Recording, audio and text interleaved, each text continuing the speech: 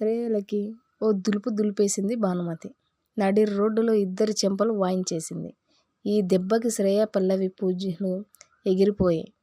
అస్సలు బామ్మ ఏంటి ఇలా వాయించేసింది అని ఇద్దరు కన్ఫ్యూజ్ అయిపోయారు. మరోవైపు అక్షయ్ చేత సంతకాలు పెట్టించుకున్న వాణ్ణి ఫాలో అయ్యి చక్రధర్ బండారం మొత్తం అవని రికార్డు చేశారు. ఇలా ఈరోజు ఎపిసోడ్లో పూర్తిగా ఏం జరిగిందో చూద్దాం. ఆరాధ్య పక్కింటి పిల్లని కొట్టడంతో వాళ్ళంతా అవని ఇంటి ముందు గొడవ చేస్తున్నారు సంగతి తెలిసిందే. ఇక వాళ్ళు అడిగిన దానికి సమాధానం చెప్పలేక అక్షయ్ కూడా వాళ్ళతో పాటు అవని మీద అరుస్తాడు.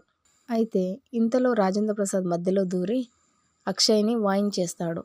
మా పాపని కొట్టిందని అడగటానికి వస్తే మీలో మీరు కొట్టుకుంటారేంటి అని వచ్చిన వాళ్ళంతా కన్ఫ్యూజ్ అయిపోతారు. ఇక మీ అందరికీ